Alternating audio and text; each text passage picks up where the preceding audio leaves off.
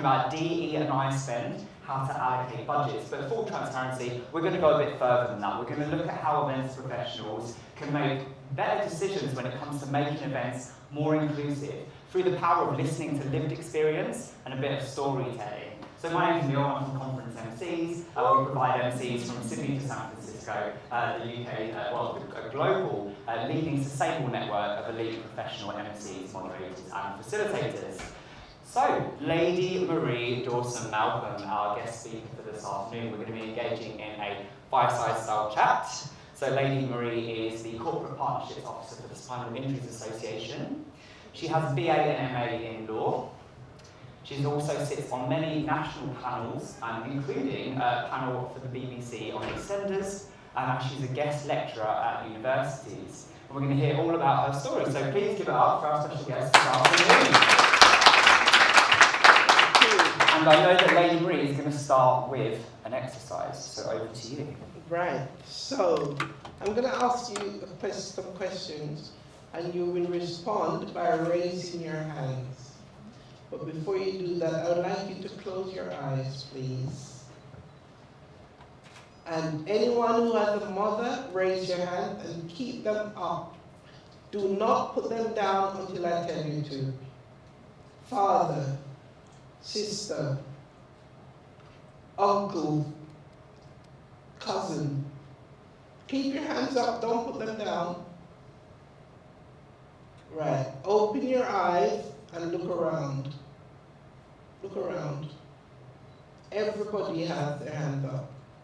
The reason I ask the question is that any one of those individuals I've just mentioned can sustain a spinal cord injury, whether through illness, accident, disease, and old age. If you live long enough, eventually you will experience a disability of some sort.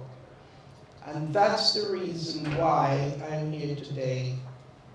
The Spinal Injuries Association is a national charity. Next year will be 50 years it's been going, supporting people with spinal cord injury. But there's lots of other disabilities out there. And as you can see, as event organizers, the groups of people I mentioned, they could be your relatives, sustaining an injury or becoming disabled and not being able to access the events you put on. How would you feel? So this is why I'm here today, to make sure, give you a little bit of an insight into the challenges that people like myself can face. Okay. Well, we've started on that powerful note, so now we've got to kind of go up from there. So, if you're happy to, tell us what was life like before your injury? Well, prior to my injury, I was a physical training instructor in the Army, British Army. I served 10 years, and I loved my job.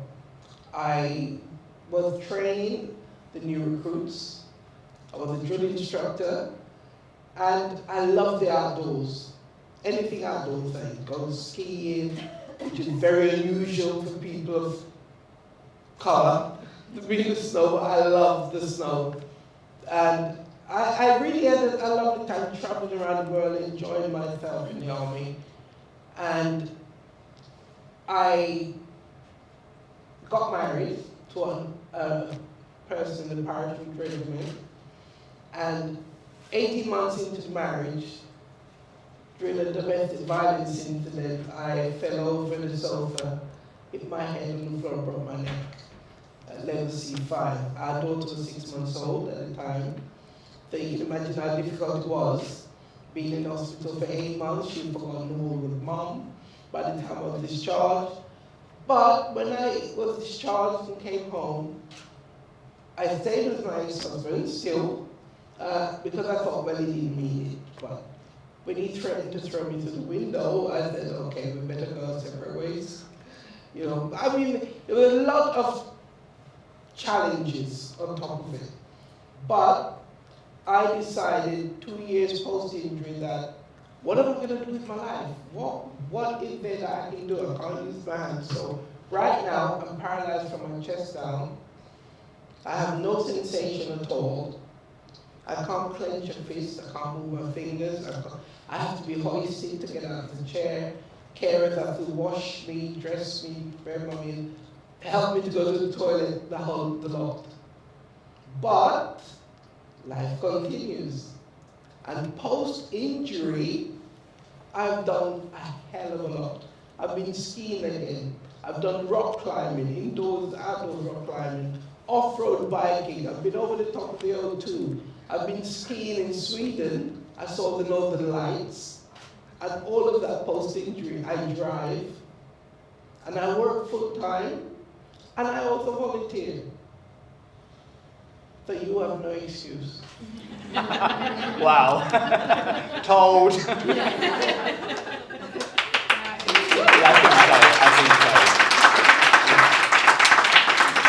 I was going to do this at the end, but this is a quote from you, and it's a beautiful quote.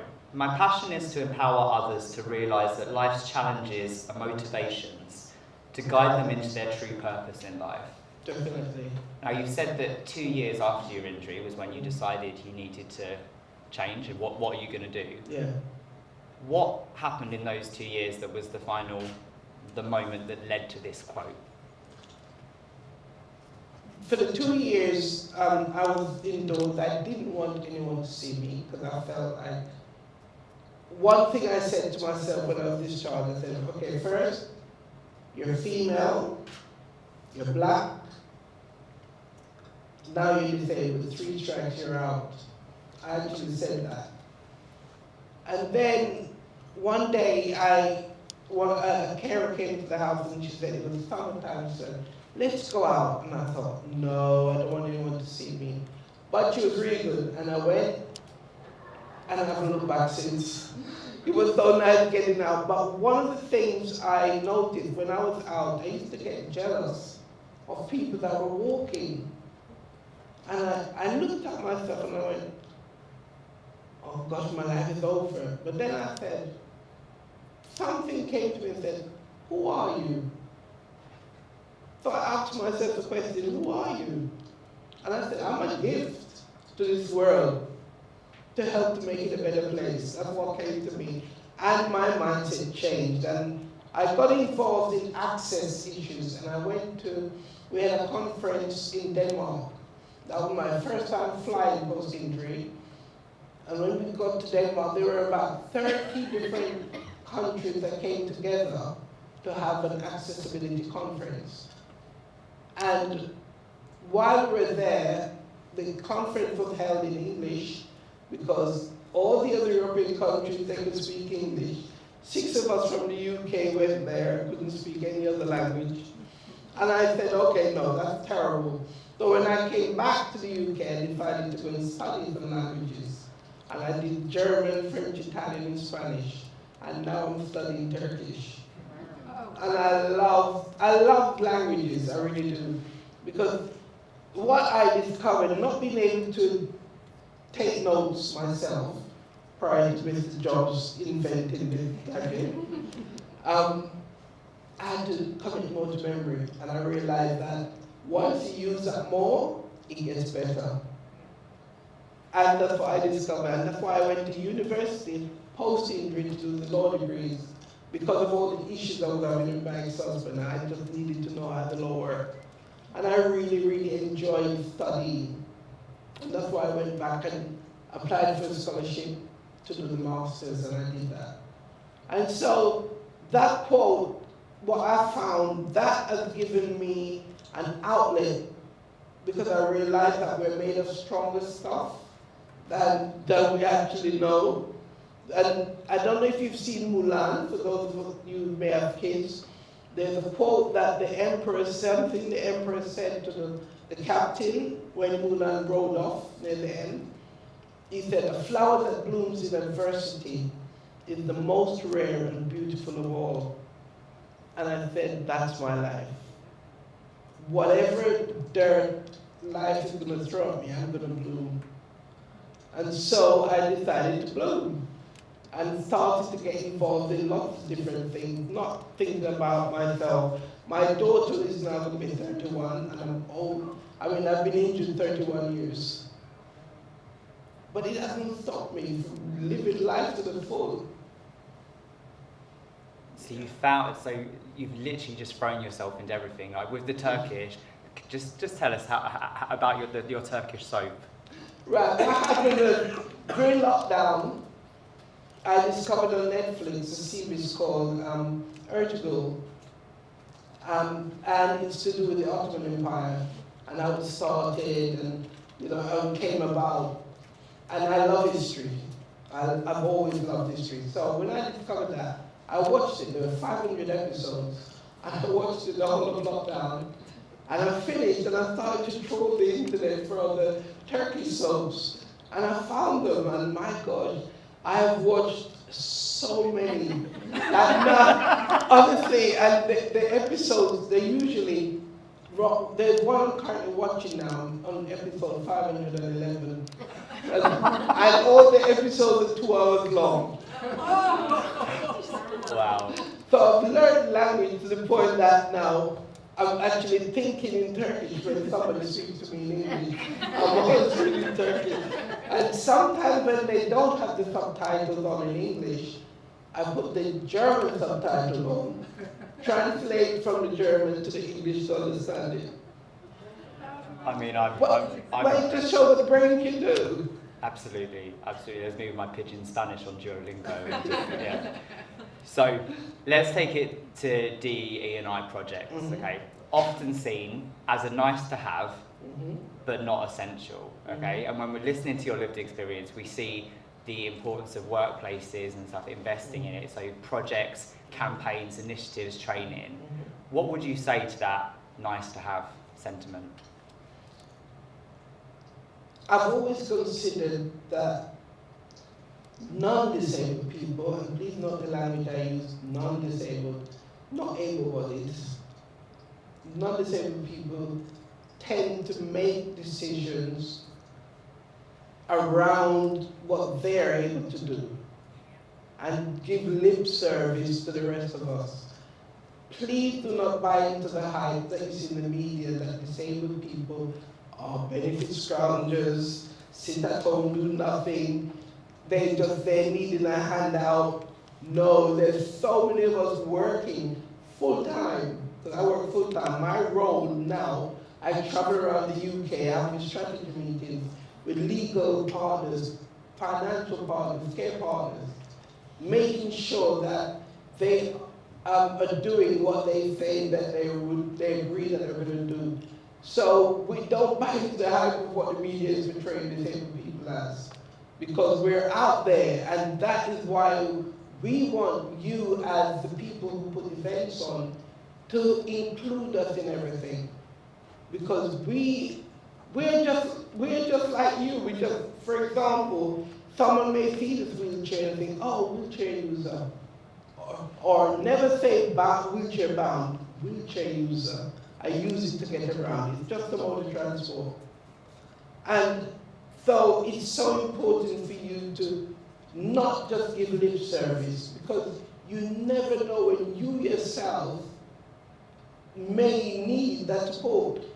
There's a gentleman called Vic Finkelstein, he's now dead, who was a disabled lecturer at Leeds University, and he wrote a document about disability and the social model of disability, which states that it's not the impairment that disables us, it's the environment.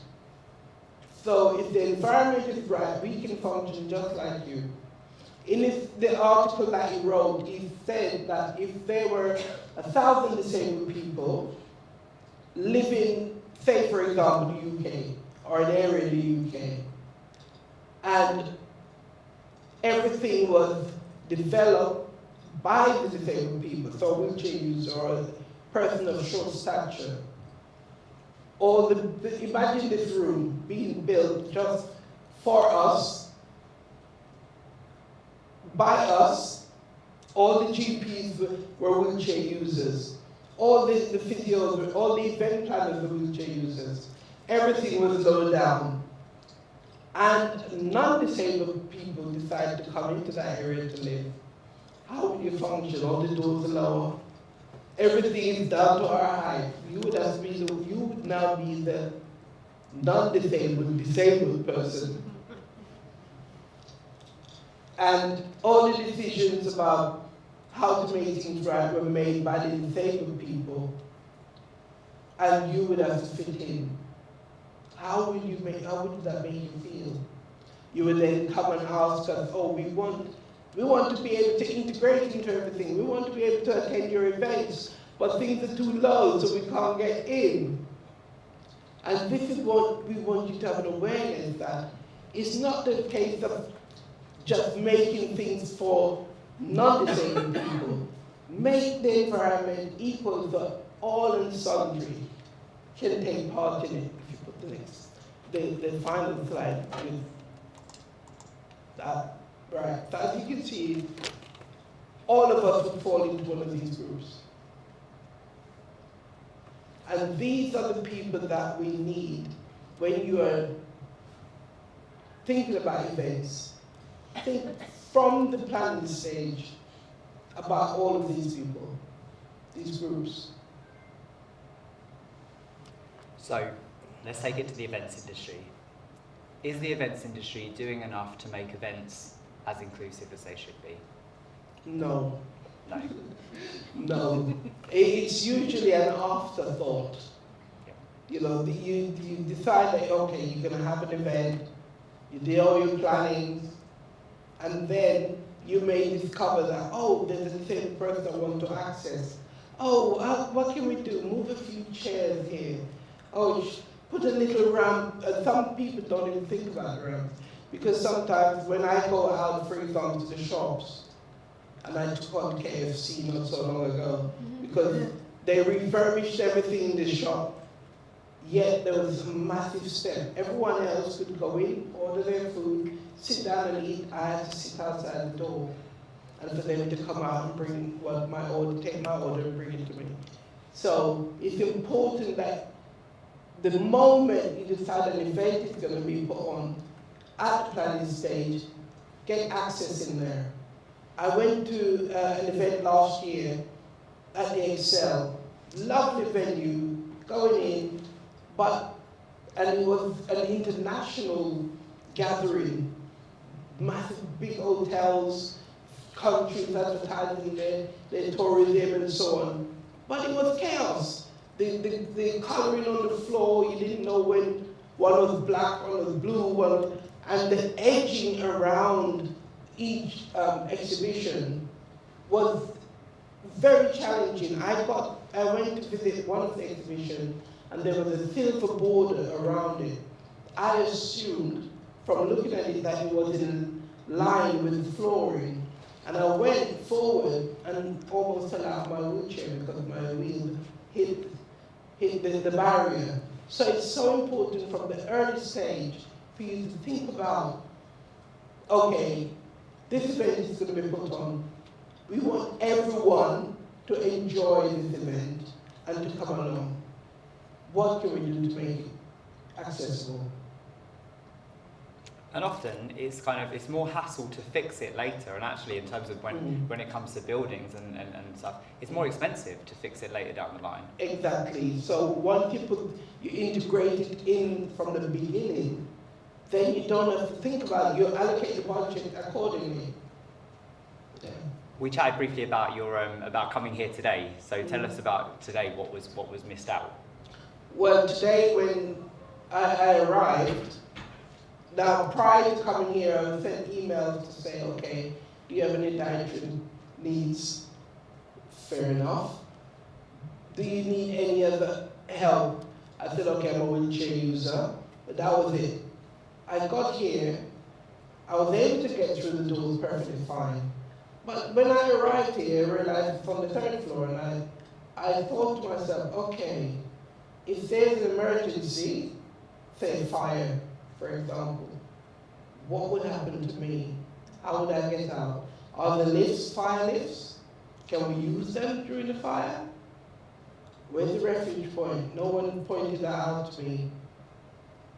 This is why we need a personal emergency evacuation plan. Any event you're going to be putting on, get one of those in place so that even on your website that you're advertising, you're marketing the event, put that on there for individuals to share their information. We never say to people to disclose because it's like you're hiding something. They're sharing and giving them the opportunity to say yes, no, or I prefer not to say. That's it.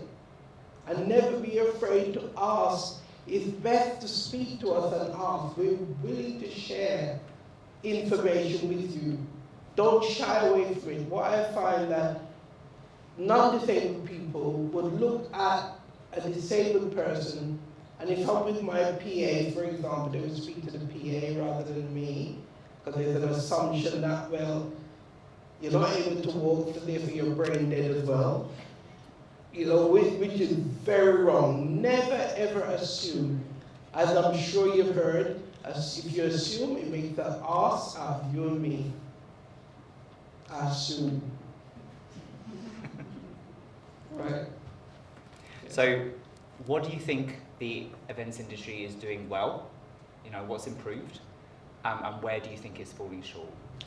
Well, I think from recently getting involved with the events industry, I thought you're beginning to actually look into it. It sounds like there's an interest in making things accessible. That's good.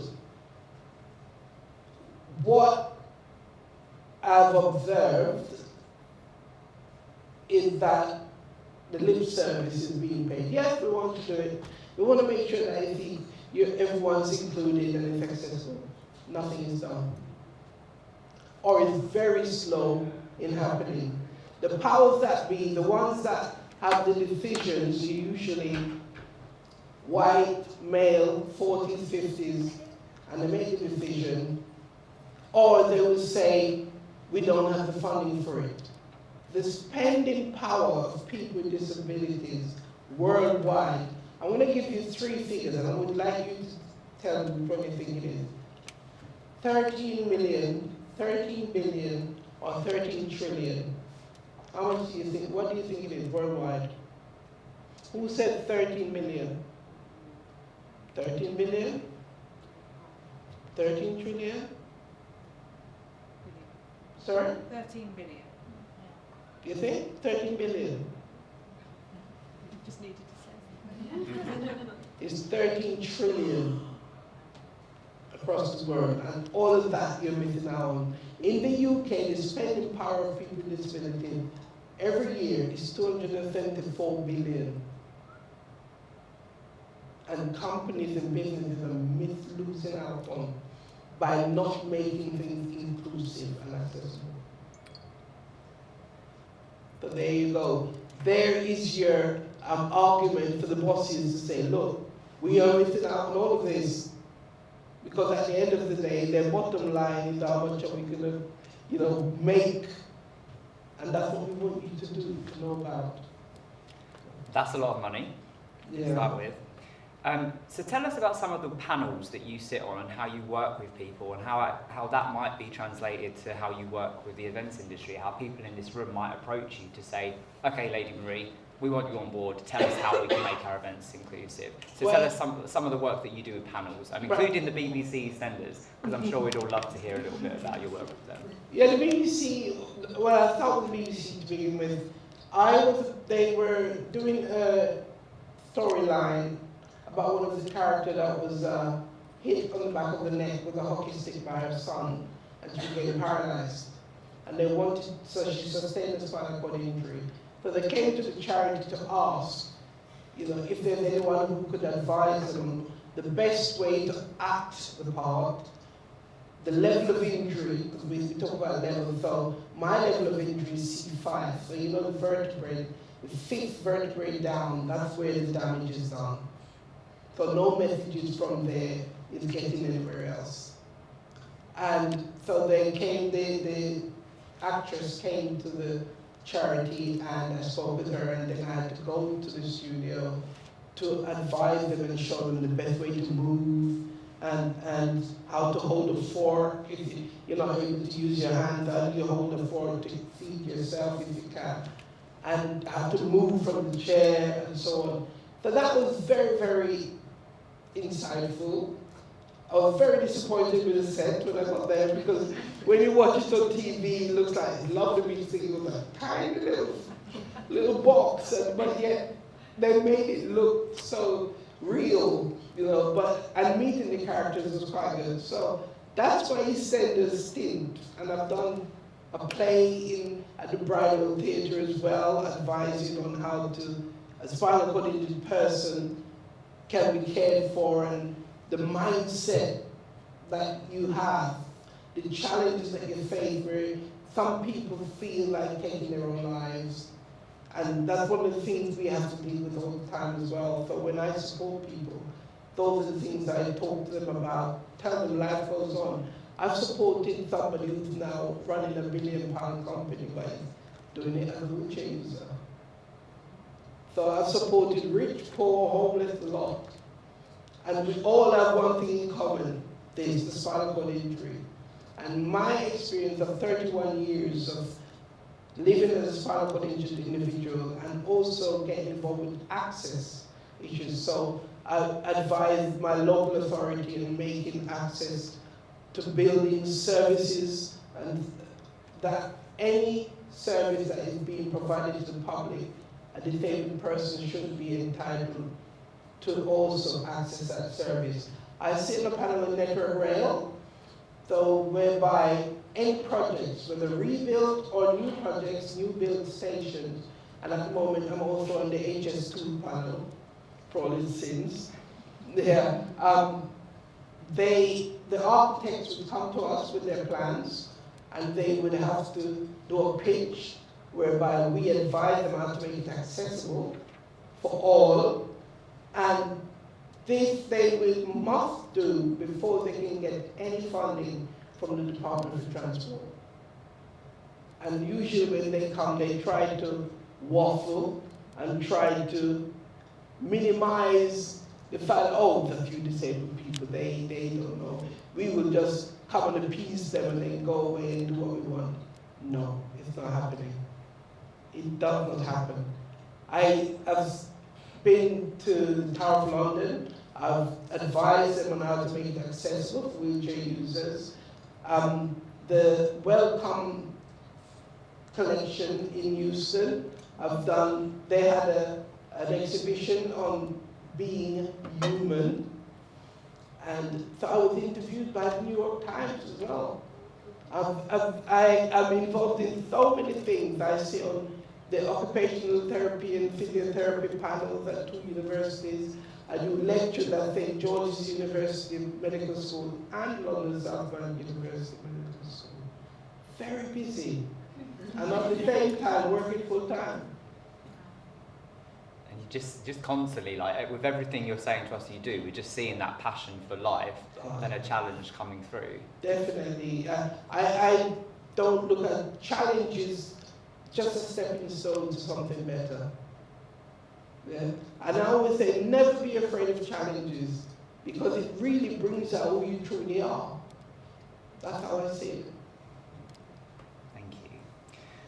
Language and terminology. So we've spoken a bit about this. We live in a very aware society right now. Call it woke if you want. But I think we're all coming to the terms that language and terminology is really important, and particularly when you look at the lives of minorities and talking about disability, but also race, gender, sexuality. It's important. It's someone's identity. It's their self-worth. So, how can we as events professionals navigate our learning around this? Should that be something that more budget is spent on? And how can people get up to speed with where they need to be with that? I think it's very important that you check language, how you speak, how you write about all these behind me. On the government website, believe it or not, they have a list of words that you used to use and that are no longer correct to use now, and then what you should use. you may listen to podcasts, on the internet there's so much information, and it's important for each and everyone. You talk about CPD courses. This is what you need to develop your professional career, is to continue to learn, lifelong learning. Things change so quickly.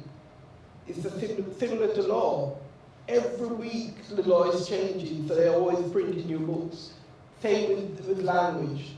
And it's important to also speak to us. Don't be afraid to approach a disabled person and ask, when most people would say able-bodied now, there's non-disabled. And in the Spinal Injury Association, we tend to say not yet disabled. Because it's coming. Unfortunately, that's how life is. Yes, so speak to us, listen to read online, develop yourself, ask your bosses to say, okay, I would like to go on a CPD accredited course. And they should be able to allocate funding for that. That is not that expensive. And of course, if you can have a member of staff volunteer time in one of these charities, find out how they work, and see what it's like from the other side. There's so much out there for you to be able to develop yourselves on language. Listening, learning, speak to your DEI teams about getting speakers in, like an activist or something. Yes. There's big companies that do all this training, but actually there's nothing like listening to someone that actually has lived experience. One of the things the Spinal Injury Association does brilliantly, we have support coordinators around the UK, and they would come into any company that invites them in and come and talk to your team. Tell you about their lives, and we are not ashamed or afraid to share the good, the bad, and the ugly. It's usually the audience that gets a bit flustered, but we're like, I don't care. We don't care. I can talk about anything. We're the only ones that can talk about, and excuse me for saying that, and here I go, because I don't want you to feel offended by feces. We could be talking about poo and eating our meat and don't feel anything about it. Because it's part of life. When we first spoke, we spoke about kind of uncomfortable conversations and just embracing discomfort. We had a session earlier on the menopause and just kind of like, this. When did we get so disassociated with people and on bodies and being able to have those really frank conversations that might be a bit uncomfortable, but we need to normalise them? Yes, indeed, because I think with the British culture, if there is such a thing anymore, we're very prudish, very reserved. And I remember when I went to Denmark, and there was a gentleman who was a Danish gentleman, and he was speaking about, he had a spinal cord injury, and he was talking about wanting to have children because we can still have children despite everything. One of the first things that they told me at the spinal unit, the hospital, they said, don't just go and have sex because you have no sensation, you will get pregnant. Everything still works. And likewise to the men, there are ways around it. And I remember that was 94, going to Denmark, listening to this gentleman talking about how we use a dildo and put sperm on it, and I'm like, I don't want to know.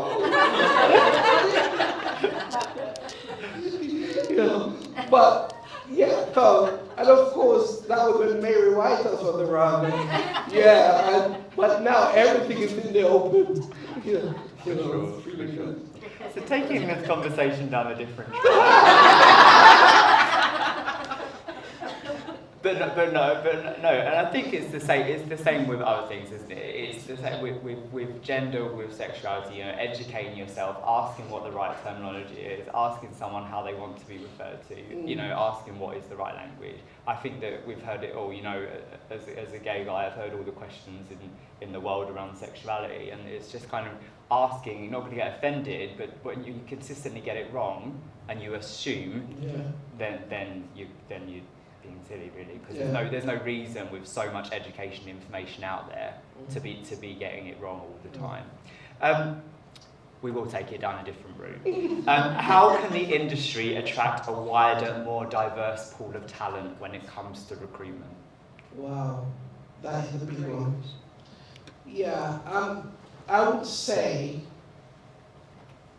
first and foremost, you need to develop a diversity, equity, and inclusion policy.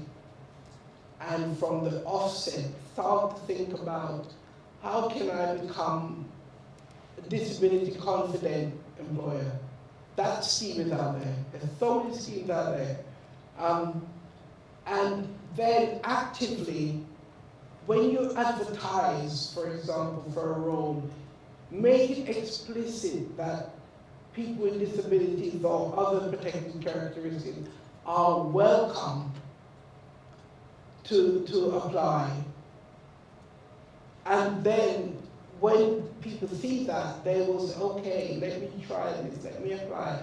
Because I would say some disabled people, for example, would automatically shy away from any website that is probably not accessible as well. And when they read the criteria in the job, they'll think, oh well, even though, I mean, I know so many disabled people who've got PhDs, they've studied, but they can't find a job because the employers consider that, oh, it's going to be too expensive. I have to make adjustment. And believe it or not, the reasonable adjustment is probably about £180 to get someone. And a person with disability and other protected characteristics, we have so much to offer, but not given the opportunity, which is what we are looking for from yourselves. So even going to the different charities and letting them know, look, we are a company, we are willing to embrace all the different characteristics because we want our workforce to be representative of the nation that we're in.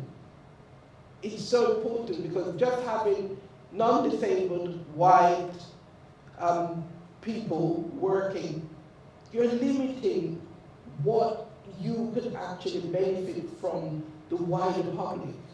So it's so important. Go to the charities. That's what they're there for. They're willing and happy to share information, to advertise their jobs, to let the membership know that here you are, you can apply for this role. And you'll be surprised how much more vibrant the workforce will be. You're just missing out on an amazing pool of talent, not just diversity in its obvious one, but diversity of thought and so many things. And there's the Stonewall Charter, there's the Athena Swan for kind of like gender equality, there's menopause-friendly workplace accreditation now. There's all those things that people are looking for when they're looking for an employer. Yeah, definitely.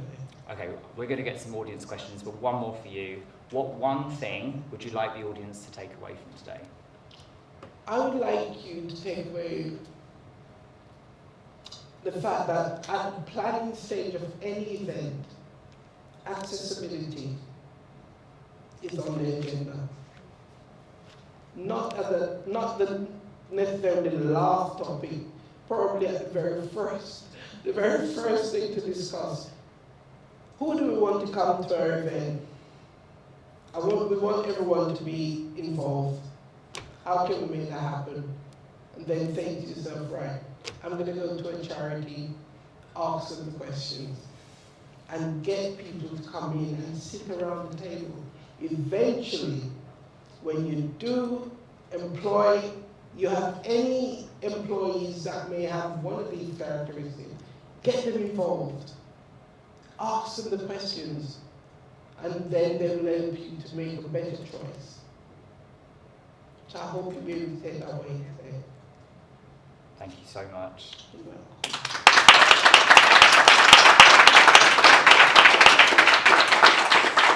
So we have some time for audience questions. Does anyone have a question for Lady Marie? There are no questions off limits, whether it's about me, whether it's whatever. Yes, hello. It's the second time I've heard you speak, and I could listen to you for hours. Oh, thank you. Literally, you are one of the most. I wanted to record the whole thing because there are quotes in there that are just so powerful, and I would love. Do you speak in schools? I have done, yes. Because I think that's so important. Like, I watched a film last night with my daughter called Wonder about a little boy who's got a facial impairment and how he's treated going into mainstream school. And it was so lovely to see her reaction to that, because we learn a lot from how children react to people who are different from themselves. And I think as adults we can learn a lot. But onto the thing about DEI and what we should be doing. When we talk to people who are going to our events, we always ask them the question. When they answer and someone says, oh yes, I do have a need, outside of it being, you know, I've got a dietary requirement, I'm a vegan or something like that, it's something unusual, which for me it is unusual to have someone with a physical disability comes to one of our events. I actually contact that person personally to ask them exactly what it is that they need help with, rather than just making an assumption. Is that the right thing to do, or does that single that person out and make them want to? I mean, obviously you can't speak for the entire world, but if it was you attending an event and we contacted you back directly, would that be something that would be a good thing to do? Do you think? It would be for me, because it would give me peace of mind to know that if I'm going to turn up at an event, you have actually actively sought out to make sure you get it right. So it's best to ask.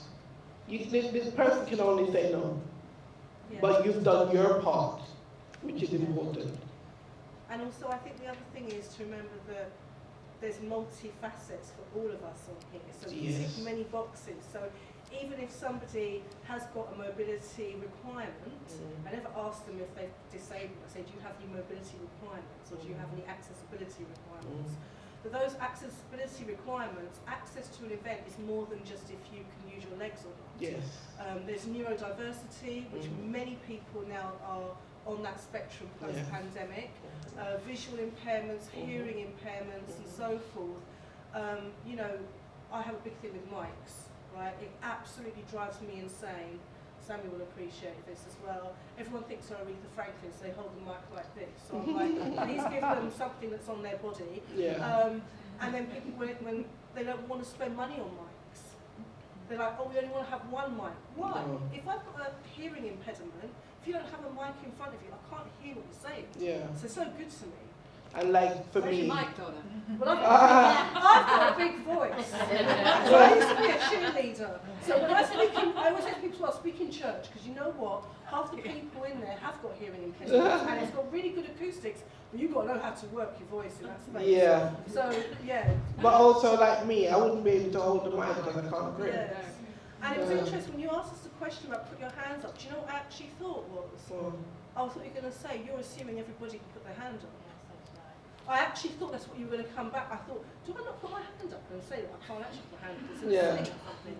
It's like we make assumptions. My daughter had cancer and she had to walk around. She had a wheelchair for a long time, and it opened my eyes to how inaccessible our city is. How difficult it is to manoeuvre around our city. I babysat recently for my friend's kid, and the tube, navigating the tube, and I was thinking, how does she do this every single day? It's just so inaccessible for everyone. So with a pushchair, if you're a mum like me, you know that if you have a McLaren, you can lift it up and it's fine, right? But you can't lift up a wheelchair. And you know, I've seen the stuff with the Elizabethan line, how they consulted. I don't know if they consulted with the Spinal Association, but they did consult with the disability charity about all the different levels of signage. But even though it's really difficult, because most of the communication on public transport is emergency communication, which doesn't follow the same track, so it's still oral. So now if you're a person who can't hear, You sit on a tube, you have no idea what's No. going on. Or you can't see where the signs are because the tube's too crowded and you're low down. Yeah. Well, you have the National Register of Access Consultants and also the Center for Accessible Environment. Those two, if you go to them, they are the people that will be able to point in the right direction on what to do. Or just go to individuals like myself and we'll go around with you. Interestingly, you're talking about the tube and all of that. Apart from driving, I go everywhere by public transport. So whether it's the bus, the underground, I will go there independently. But then I've got very big wheels on my wheelchair. Not all wheelchairs are like this. So I will get around no matter where I go. Even when I go outside of London. You know. But it's not easy, is it?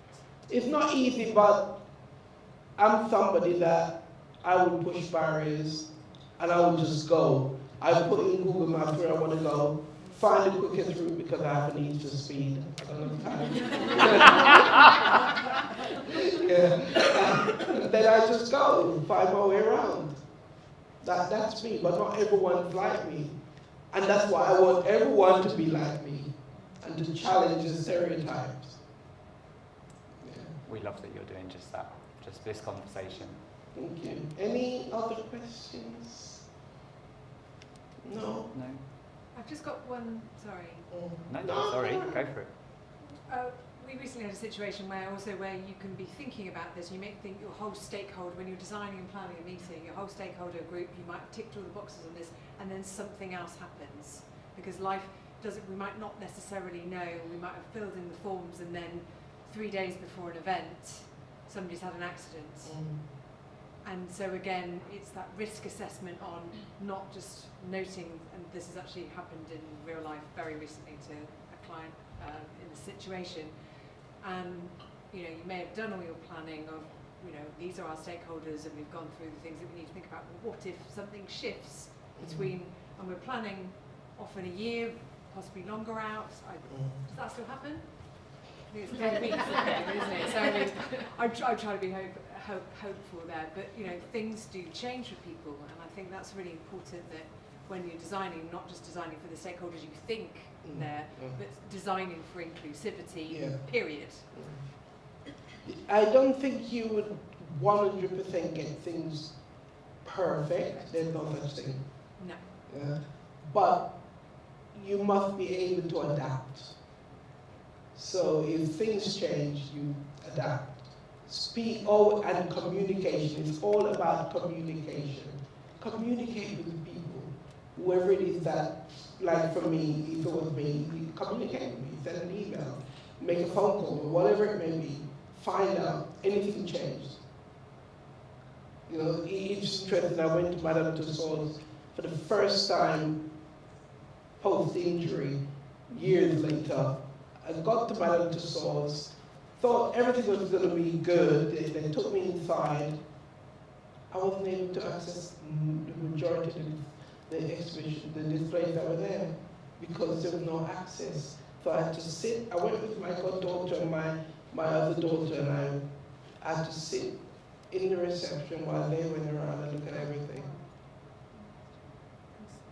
And when I got back, I sent them a long email explaining what was going on. I said, it's as simple as asking somebody to come around, and they were refurbishing as well, and I couldn't access it.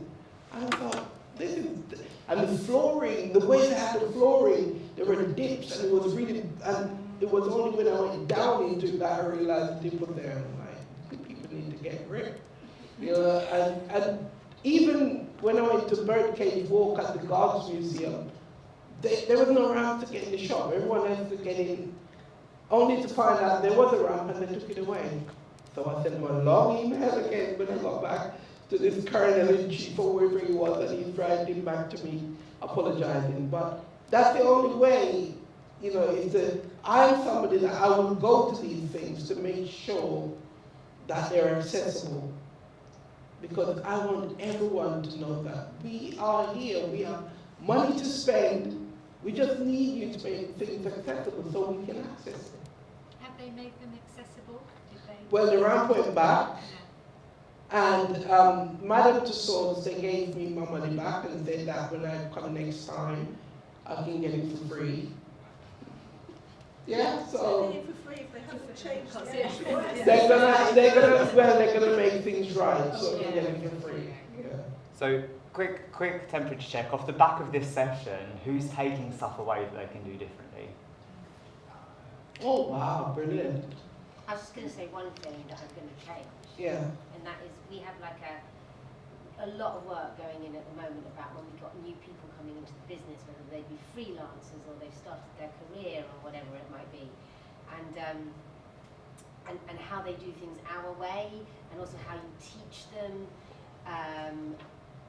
you know, how to put an event, especially the younger ones. So we have, I think, like the event Bible, which is like the checklist of stuff that we're always adding to, but you know, this is a box to tick in it, but what we need is to make it, we need to put more stuff in it, basically. So we need to think about these 60 different personas, maybe they are, and think about whether we're thinking, you know, whether we've thought about all of those, rather than it just like, have you looked for access?